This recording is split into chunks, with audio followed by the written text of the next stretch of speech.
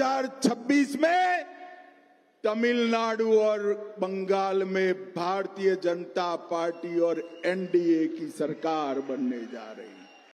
বিজেপির টার্গেট বাংলা তামিলনাড়ু, শাহের হুঙ্কারের কড়া জবাব তৃণমূলের। 21-এর পর 26, আবার বাংলায় গেরুয়ার রাজ প্রতিষ্ঠার হুঙ্কার বাড়ছে। বাংলায় দাঁড়িয়ে সুর চড়ানোর পর বাংলার বাইরেও তৃণমূল কংগ্রেসকে টার্গেট করলেন অমিত শাহ। তামিলনাড়ুর একটি সভা থেকে শাহ এই সুর চড়ান। দক্ষিণ ভারতে দাঁড়িয়েও বাংলাও যে পাখির চোখটা বুঝিয়ে দেন মোদী সরকারের নাম্বার 2। আলিপুরদুয়ারের মতোই মাদুরাইয়ের সভা থেকে শাহী টোটকা কতটা কাজ দেবে তাই নিয়ে বড় প্রশ্ন উঠছে।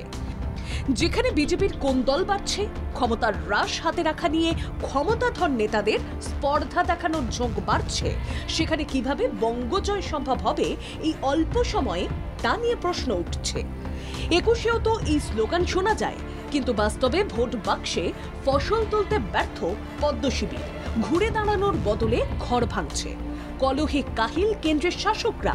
সুকান্ত মজুমদার, শুভেন্দু অধিকারী গোষ্ঠীর দাপটে দিলীপ ঘোষের মতো পুরনো নেতারা ক্রমশ নিষ্ক্রিয় হয়ে পড়েছেন।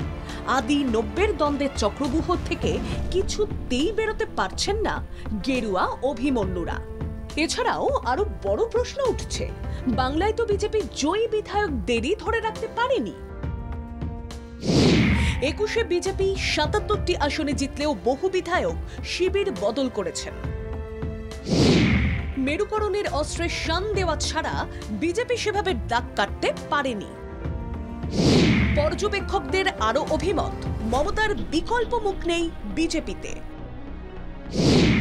এরপরেও বিজেপি বাংলা জয়ের স্বপ্ন দেখলেও তৃণমূল বলছে দিবা স্বপ্ন কোনো বাস্তবায়িত হবে না। শাহী হুঙ্কার নিয়ে বিজেপি তৃণমূল সরগরম করেছে।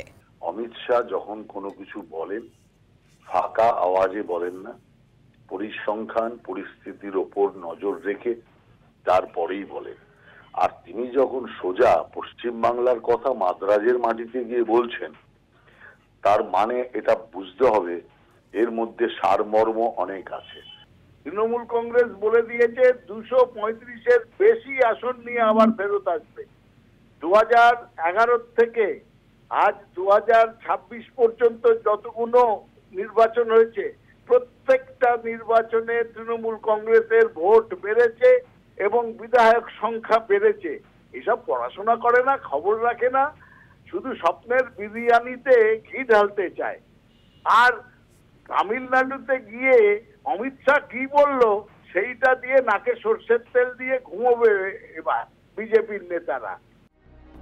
কখনো উন্নয়নের কাজ না করতে পেরে, কখনো দলীয় বিশৃঙ্খলার অজুহাত তুলে ধরে শিবির বদল করেছেন বিধায়করা।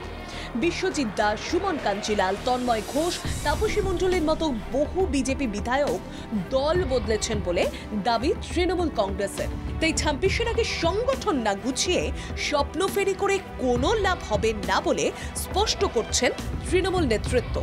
এখন 26-এর ভোটযুদ্ধে গেম প্ল্যান সফল করতে বিজেপি স্লোগানে যখন ঝাঁঝ বাড়াচ্ছে, তখন তৃণমূল সংগঠিত প্রচার ও লড়াইতে নেমে পড়েছে। 26-এর আগে বিরোধীদের অ্যাসিড টেস্ট হবে কালীগঞ্জ উপনির্বাচনে।